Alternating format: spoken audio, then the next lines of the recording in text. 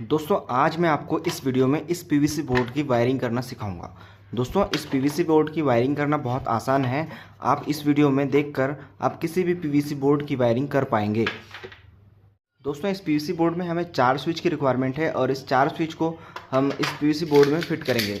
जैसे कि आप सामने देख पा रहे हैं हमारे पास ये 4 स्विच हैं और इसमें से एक स्विच को हम लाइट के लिए यूज़ करेंगे और सेकंड स्विच को फ़ैन के लिए यूज़ करेंगे और एक स्विच को हम सॉकेट के लिए यूज़ करेंगे। दोस्तों हमारे पास एक सॉकेट भी है और एक स्विच को हम फ़ैन के लिए यूज़ करेंगे दोस्तों। और फ़ैन की स्पीड को कम ज़्यादा करने के लिए हमारे पास रेगुलेटर है दोस्तों। अब मैं इन सारे स्विच, सॉकेट और रेगुलेटर को इस बोर्ड में लगा देता हूँ।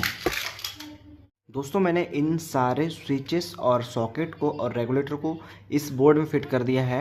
अब हम इसकी वायरिंग करेंगे दोस्तों। और वायरिंग करने से पहले आप लोगों से रिक्वेस्ट है, अगर आप इस चैनल पे फर्स्ट टाइम हैं तो जल्दी से इस चैनल को सब्सक्राइब कर दीजिए और हम आगे वायरिंग करते हैं। अब वायरिंग कैसे करेंगे आगे देखिए। दोस्तों वायरिंग करने के लिए सबसे पहले आप इस स्विच के इन टर्मिनल्स में हमें सबसे पहले फेस सप्लाई को जोड़ना होता है। इस वीडियो में मैं आपको इस टर्मिनल्स में कनेक्शन कैसे करते हैं अभी मैं आपको जोड़ के दिखाता हूँ। दोस्तों सबसे पहले हम इस पीवीसी बोर्ड में एक वायर कनेक्ट कर देते हैं दोस्तों इस स्विच के इस टर्मिनल में। तो आप देखिए कैसे कनेक्ट करते हैं।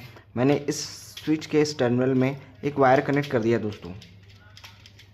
उसके बाद हम एक छोटा सा लूप वायर लेते हैं दोस्तों और उस लूप वायर को इस स्विच से इस स्विच में कनेक्ट करना है।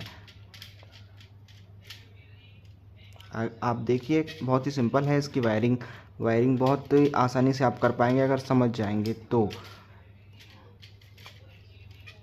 मैं जैसी वायरिंग कर रहा हूँ दोस्तों आपको भी सेम वैसे ही करना है और बहुत आसानी से आप इसकी वायरिंग को कर पाएंगे। दोस्तों मैंने इस स्विच से इस स्विच का कनेक्शन कर दिया है। अब इस स्विच का कनेक्शन हमारे पास और 2 स्विच बचे हुए हैं उस स्विच में करना है। तो हम वैसे ही ये इस स्विच और इस स्विच को आपस में लूप कर देते हैं और इस स्विच का एक वायर को इस वायर में कनेक्ट कर देते हैं।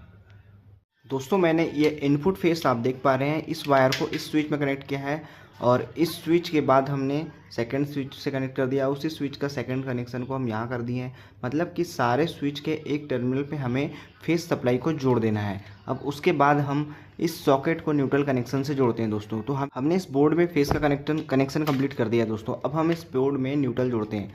न्यूट्रल जोड़ने के लिए हमें इस सॉकेट का कनेक्शन न्यूट्रल से करना होगा। तो इस सॉकेट के इस टर्मिनल का कनेक्शन हम न्यूट्रल से जोड़ते हैं और इसी से एक छोटा सा लूप वायर लेंगे दोस्तों। जैसे कि आपको सामने दिख रहा है इस लूप वायर को हम इस सॉकेट से कनेक्ट कर देंगे। दोस्तों इनपुट वायर देखिए, अब ये कनेक्शन है। इस इनपुट वायर को मैंने इस सॉकेट में जोड़ दिया है और इससे एक छोटा सा लूप वायर लेके मैंने इस सॉकेट में जोड़ दिया है। दोस्तों हमारे बोर्ड में न्यूट्रल और फेस आ गया दोस्तों। हमने ये इनपुट हमारे 2 वायर हैं जो अपने घर के एमसीबी या मीटर से आते हैं दोस्तों। उस वायर को हमने इस बोर्ड में कनेक्ट कर दिया है। अब दोस्तों यहाँ पे सबसे इम्पोर्टेंट चीज़ ये है कि हमें इस बटन का कनेक्शन इस सॉकेट से करना है और इस बटन का कनेक्शन इस सॉकेट से करना है। तो आप देखिए यहाँ पे न्यूट्रल दोनों सॉकेट में आ चुका है। अब ये जो बटन है हमारे दोस्तों, जैसे कि सामने बताया मैंने आपको, तो इस बटन का जो आउटपुट वाला जो कनेक्शन है दोस्तों, इसका एक वायर को हम इस सॉकेट से जोड़ देते हैं। जिससे क्या होगा कि ये वाला बटन इस सॉकेट को बंद चालू करेगा और इस साइड जो बटन दिख रहा है दोस्तों, इसके आउटपुट का कनेक्शन इस सॉकेट के इस टर्मिनल से कर देते हैं। तो ये वाला बटन इस सॉकेट को ऑन ऑफ करेगा दोस्तों। जैसा कि मैंने आपको बताया था कि इस वाले बटन से हम इस सॉकेट का कनेक्शन कर दिए हैं, वैसे ही इस बटन का हमने इस वाले सॉकेट से कनेक्शन कर दिए दोस्तों। अब हमारे पास दो स्विच बचते हैं दोस्तों और इस 2 स्विच का उपयोग हम लाइट को ऑन ऑफ करने के लिए यूज़ करेंगे और इस स्विच का कनेक्शन हम इस रेगुलेटर से करेंगे दोस्तों। और इस रेगुलेटर का कनेक्शन फैन से होगा। तो हम इस स्विच का कनेक्शन हम बाहर निकाल लेते हैं दोस्तों और इससे हमारा बल्ब जो है दोस्तों वह बंद चालू होगा। तो मैंने जैसे कि बताया कि ये वाले स्विच से हमें बल्ब के लिए एक वायर निकालना है।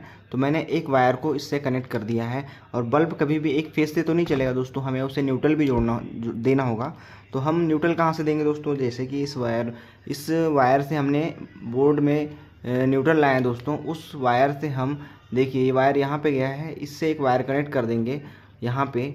उसके बाद हम इसी वायर को ये 2 वायर दोस्तों, ये 2 वायर हमारे लाइट के लिए चले जाएंगे। दोस्तों हमने इस वाले स्विच का कनेक्शन बल्ब के लिए जोड़ दिया है और उसके लिए हम एक न्यूट्रल का कनेक्शन जोड़ दिए दोस्तों। ये दोनों वायर हमारे बल्ब में जाएंगे। अब हमारे पास दोस्तों एक लास्ट स्विच बचता है दोस्तों, ये इस स्विच का कनेक्शन हम इस रेगुलेटर से करेंगे दोस्तों। तो इस रेगुलेटर से कनेक्शन करने के लिए इस रेगुलेटर में 2 वायर दिखाई दे रहे हैं दोस्तों। इस 2 वायर में से हम एक वायर को इस स्विच से कनेक्शन कर देते हैं।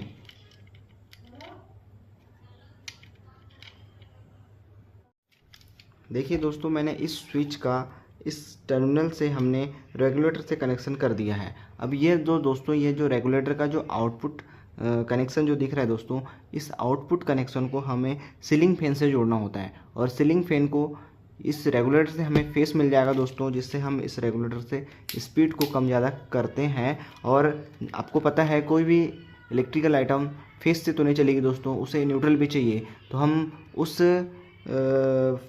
फ़ैन को न्यूट्रल दोस्तों इस टर्मिनल में आए इस न्यूट्रल से देंगे। दोस्तों जैसे कि मैं आपको बताया, यह एक न्यूट्रल फेस ये हमारे फ़ैन में चले जाएगा। और दोस्तों यह न्यूट्रल फेस जो हमने इस बटन के लिए यूज़ किए थे, जिसमें आपको बताया था कि यह लाइट के लिए यूज़ हो रहा है, तो यह वाला फेस और यह न्यूट्रल ये हमारे बल्ब के लिए चले जाएगा दोस्तों। और इस बोर्ड में जो इनपुट सप्लाई है दोस्तों, वो है ये 2 वायर दोस्तों, जो हमारे मीटर या एमसीबी से आएगी। और हम इसकी वायरिंग बहुत आसानी से कर लिए दोस्तों। क्या आपको इसकी वायरिंग समझ में आई है? आप कमेंट सेक्शन में बताएं। अगर आपको यह वीडियो पसंद आया होगा तो आप लाइक करें और अपने दोस्तों से शेयर करें और साथ में इस चैनल को सब्सक्राइब करें।